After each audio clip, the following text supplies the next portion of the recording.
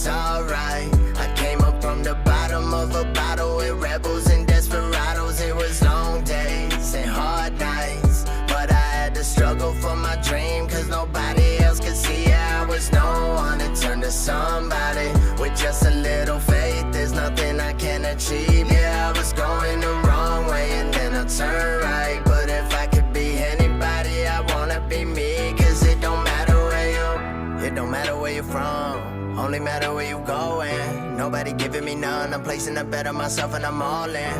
I got the mind of a broke man, mixed with a heart. But if I could be anybody, I wanna be me. Yeah, I just wanna be. Hi, I'm Tyler Jones and I recover loud.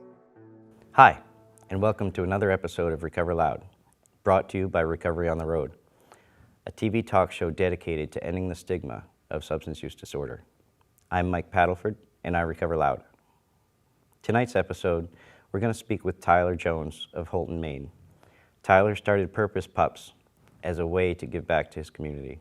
He's got an interesting program that he's going to tell us about, bringing service animals into the courts in Aroostook County. This is a piloted program I'm very happy to hear about, and I'm sure you will be too. Let's listen to what Tyler has to say. Hey guys, how are you? We're great. Thanks for joining us tonight. I think you have a very interesting story to share with us all. And, I want to get right into it. But first, can you tell us, what your life looks like today, what it is you do for work, and how you're interacting with the community? Sure. So I run Purpose Pups LLC, a dog training outfit out of Houlton, Maine. We specialize in basic and obedience training as far as, your sit, your down, your recall, things like that. And I also provide service dog training.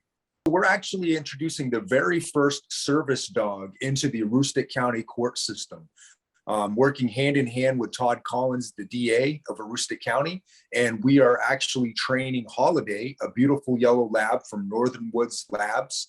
And she's going to help witnesses and other victim impact people that have had like domestic violence or otherwise been betrayed for trust from people that they thought that they could trust.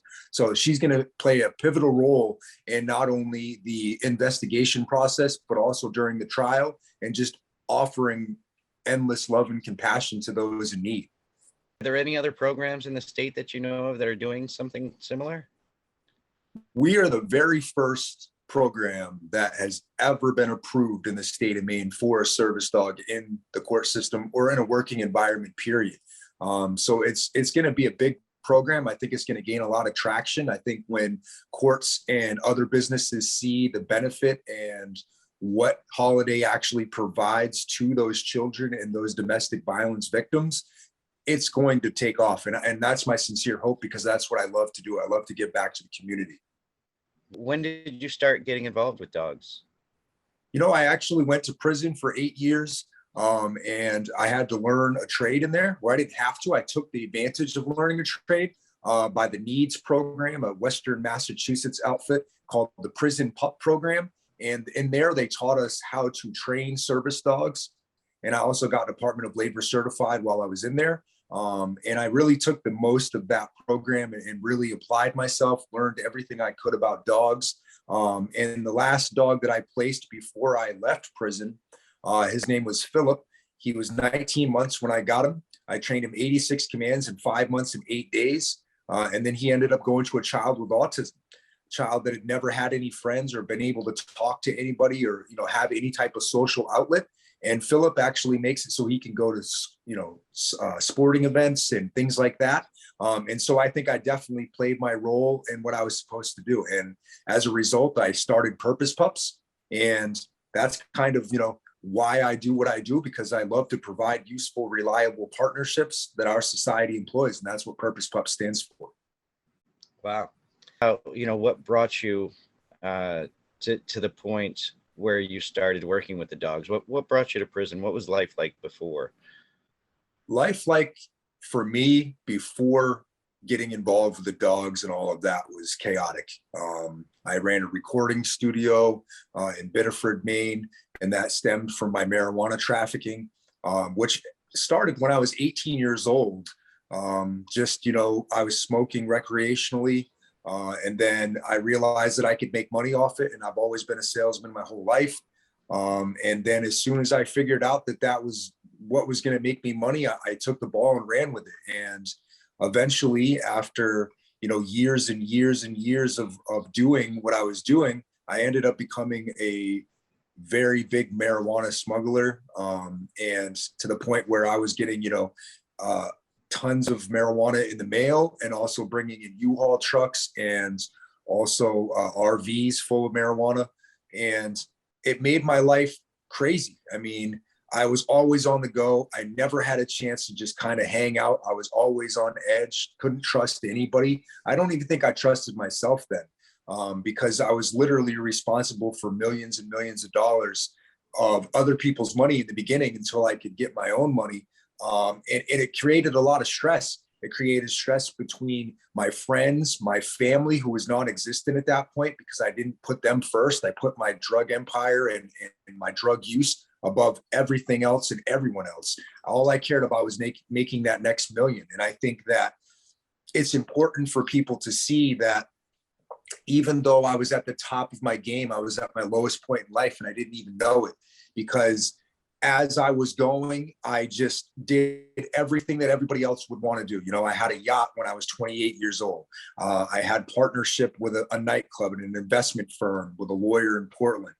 I had a lot of things going on, but what I think I lacked the most was true friendship. At that point, I don't think I knew what a real friend was. I think that everybody was a chess piece to me. I was moving them on the board of life. If you didn't make me money, you weren't my friend. You weren't even around me.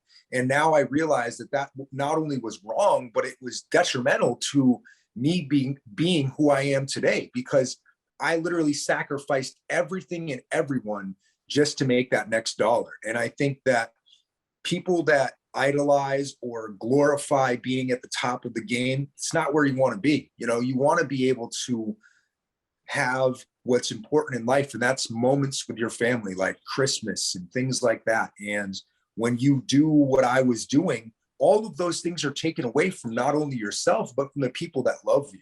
And that was a big problem for me. And it wasn't until 2013, when I got indicted by the FBI, that I realized that, hey, what I was doing was not only wrong, but it was wrong on so many levels.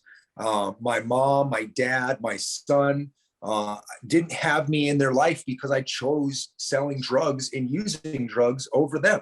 And I really, when I sit back and I think about it today, I look at everybody that I came in contact with, and I say to myself, I don't have any regrets, just lessons learned, but I do have a lot of angst in the fact that I looked at life like, hey, if you're not doing something for me, I'm not doing nothing for you. I never had a real friendship where I was generally like, I would go and rescue somebody from their lowest point until I went to prison. And when I went to prison, it was dark every day. And I don't mean in the sense of just light. I mean in the sense of spiritual enlightenment.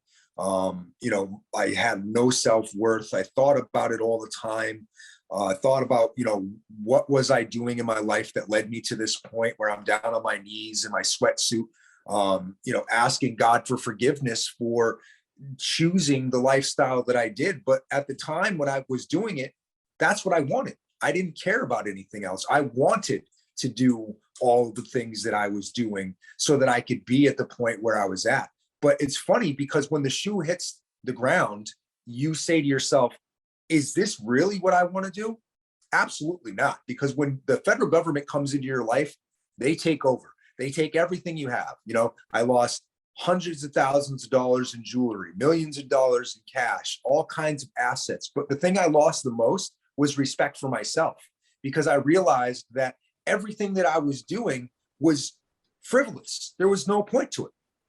On October 4th, 2013, I was raided by the FBI, the ATF, all the main state police and Portland PD.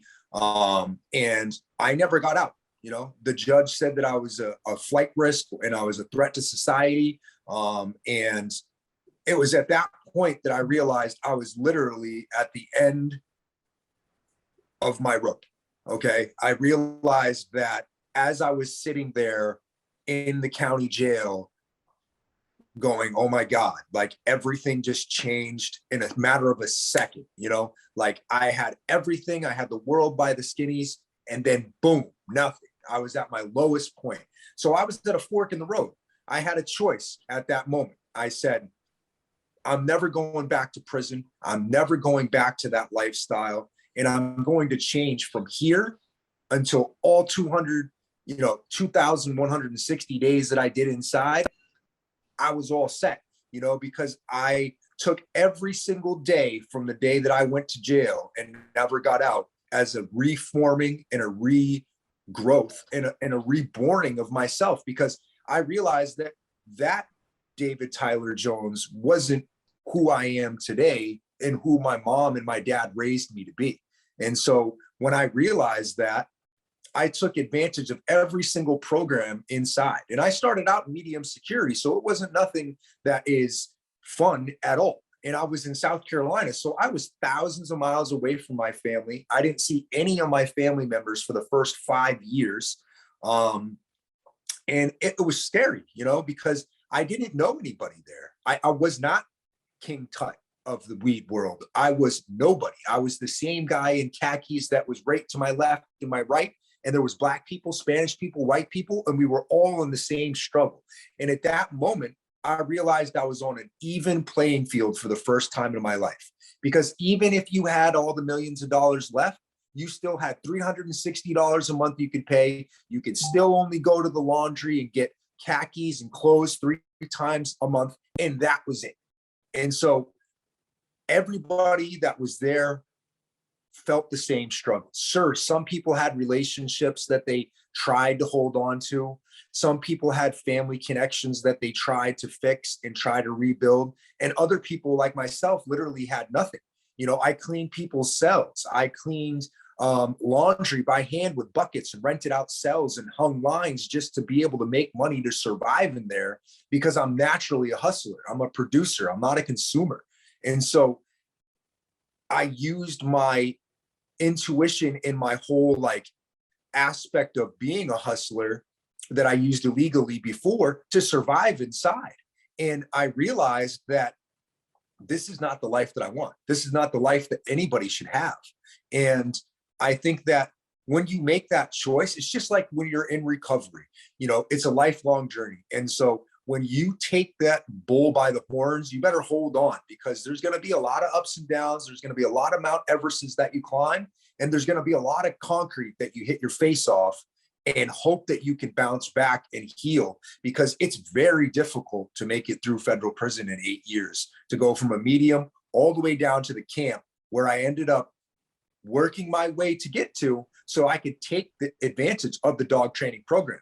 And that's why I have such affinity for what I do, and why I give back to the community that has embraced me, because without that, what does that say for what you just did with all that time of your life? Is it wasted time, or is it something that you can say, hey, you know what? Prison was probably the thing that saved me in my life, because without it, who knows if I'd even be alive today to tell you this story, because I didn't have any compass. I didn't have any moral compass. I didn't have any sensor to say, hey, you should probably put on the brakes and, stop doing what you're doing. You should stop going to strip clubs all the time and doing cocaine and ecstasy and just being completely in a cloudy fog every day of your life, because everything around you that's going on, you probably would have seen what was coming.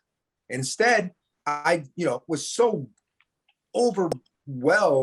overwhelmed with using drugs and trying to be that guy that everybody liked, that I didn't care about my own life. And that's the part I really want to illustrate here to you guys as I recover loud, is it's not what you want to do. You want to take time to love yourself first. Then you can love somebody else or something else. But until you can love yourself and realize that sobriety is truly a beautiful thing, then what are you doing in your life? Take back the moment that you can pause and take that as a blessing, because not everybody wakes up tomorrow. And so what you do today inspires the youth and the people around you for tomorrow and for centuries after. So the mark that you leave on earth, what do you want it to be? That's what you have to ask yourself. I remember back when I was a kid and I first started, it was about money, and power and, status, wanting to be the person that everybody liked, and, having the stuff so that people come to you, and on, like you said, that's what we thought we wanted. And, you're a great example of how you can get, to the point where you think you want to be and end up with nothing.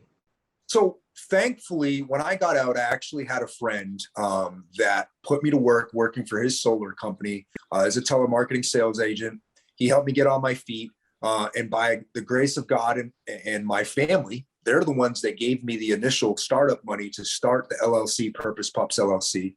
And then I also had friends that, I was training for, like Jim Brown from Brown Construction here in Holton, and Josh McLaughlin from McLaughlin Construction, that really believed in me. And they gave me, Jim gave me a location to run Purpose Pups out of.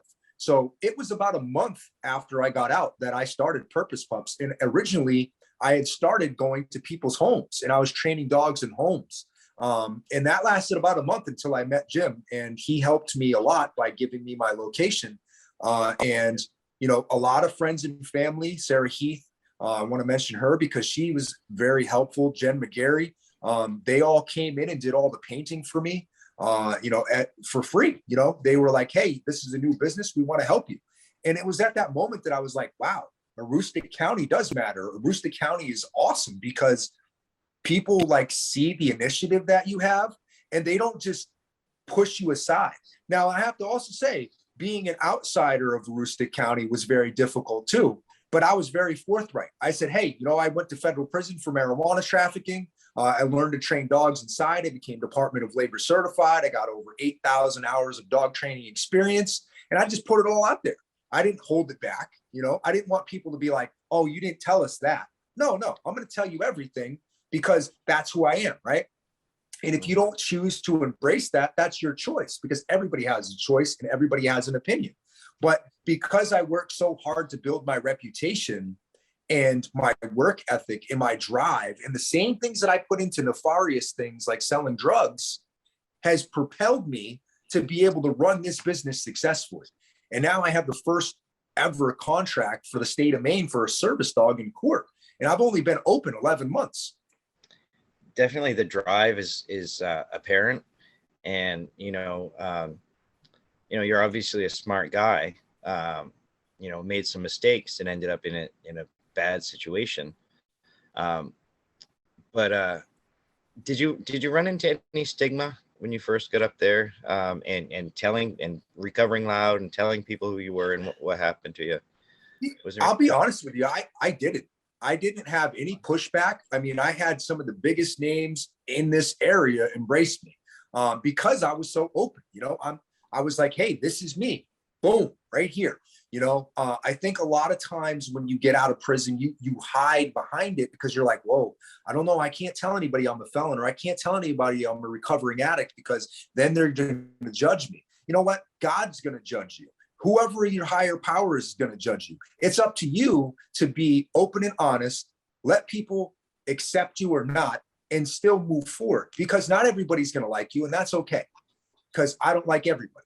Right. And so if you think that you're coming out of prison and you already have stakes against you, then you're going to be stuck to the ground. You're not going to rise. Right.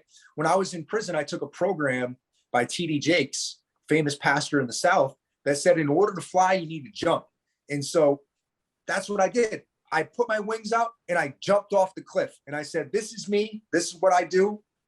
If you want me to train your dog, I will. If not, that's fine. And you know what's funny is, in the beginning, I hid my ankle monitor. I always wore pants, even in the middle of summer. It's hot. I sweat all the time. And then one day I said to myself, what am I doing? You know what? Because if these people don't like me, that's okay. Because I'm going to prove to them that they can trust me and that I'm reputable in what I do. And I'm going to stand behind my work. So I one day just went out and bought 10 pairs of khaki shorts. And that's what I wore every time when I went to people's houses. And people would look and they'd be like, they were surprised. right? Because I was just so bold, I didn't care what you thought, you know? And I think that that's really what has made me who I am today, is because I was just like, you know what, I'm going to embrace what happened to me instead of fighting, because prison saved me in so many different ways. People say, hey, you were in a bad situation or you were in something that wasn't good, right? But was I really? Because I was led to the light, right? At the fork in the road, I chose to take the right. And then when I got out, I took the path less traveled, and look where I am today, you know, because I took the chance. I was not scared to say, oh, okay, this is what happened. This is what I can do, or I can go this way and I can create a better man that I worked so hard to create while I was inside. And then let people say, hey, this is this guy. He went to prison, but he's a fantastic dog trainer. Oh, and by the way, he always gives back to the community with holiday oil drives. Right now we're running a special where if you buy one box of Girl Scout cookies, Purpose Pups will match you a box of Girl Scout cookies. Then we give it to either a homeless person or somebody less fortunate that could use that little oomph to say, hey, life isn't so bad. Let's have a caramel delight, or let's have a peanut butter tag along, you know, and just give somebody a reason to smile. You know, one of my big campaigns that I do is called Free Smiles. And anytime that I can go and I can give somebody a smile, if it's, you know, out there and they need something to eat, like a kid that shovels my driveway, right? I went above and beyond to find out who was shoveling my walkway for me during these storms. And I called them up after I found them out, and I said, hey, I recognize what you're doing for me. I really appreciate it. What do you like to eat? And he said, pizza. And I said, well, come by the shop later after you get out of school. 16-year-old kid comes by the shop. I give him $20. I said, thank you very much. I very much appreciate what you did for me. And I hope that you have an excellent day and you enjoy your pizza, right? Because I think too many people, especially out of prison, have their hand out. Nobody ever wants to like bring their hand back and then extend it to somebody else. And I think that as a recovering addict, we have what we have because we share it with others. And so when you employ that in everything that you do in life, it becomes your life. It doesn't become work. So when you're using the steps, I don't say working the steps, I say using the steps, because when you put that into practice, you recover loud every day, and you employ people to recover loud around you, all around you, because then people that are struggling are like, wow, this guy actually is recovering and he's doing this, that maybe I can do something like that. And those people are the ones that I say, here's my hand, I'm your helping angel, I'm going to lift you up. And if you fall off the ledge, I'm going to try to catch you. But not every time can I catch you, because you have to make the choice to get clean and sober and stay that way. I can always lead you to the light, but if you're not willing to embrace it, that's your choice. I Purpose Pups LLC on Facebook. I also have purposepups.com. That's PURPOSEPUPS.com, or LLC on Facebook. My YouTube page, I don't really do as many of that because I post lives every day on Facebook. I've done 626 dogs in 11 months. Right now I'm doing 71 dogs a week. So, you know, if you want to see me in action, you want to see what I'm about as a dog trainer and as a good person, you can check us out on Purpose Pups LLC. I'm on there every single day. I post lives. If you want to just reach out and say, hey, Tyler, I appreciate what you're doing. I appreciate the message that you gave on Recover Loud.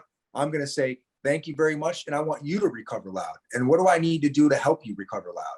And so that's what my mission is now that I've partnered with you guys, is I'm going to employ people all over the place to recover loud, because I see people struggling every day with addiction that are hiding in the shadows and not willing to come to the light because they're scared of judgment. And so when I see somebody like that, I pull them off to the side and I say, hey, I know you're struggling right now, but there's always a better way. It's up to you to take it. But hey, look, here's a recovery community. Come over to the meetings on Wednesday at 7:00. You know, take the initiative. Even if you just sitting back and you don't say anything, that's fine. Just come, see the fellowship, embrace the new change, get away from the people, places, and things that are your triggers, because that's the only way you're going to ever change. If you think that you're going to go back to where you came from, that's stinking thinking. And that's a roadblock to change. And so if you're going to continue to do that, that's your choice. But know that there's always a better and more beautiful way of life than using drugs and stealing from your family members and stealing from your friends and doing everything that is in your power to get high when there's no reason for it. Find a purpose in your own life to embrace and be a better person. Thank you for what you're doing up there in Holton. It's important to me that there's people up there in the county where I'm from doing what needs to be done to help the people that, that my friends, my family are up there. So thank you, Tyler. And, just I appreciate you, and keep recovering loud. I want to thank everybody for watching this episode of Recover Loud. Remember, if you or someone you know is struggling, please reach out. No one has to die. Recover Loud. Lexnor.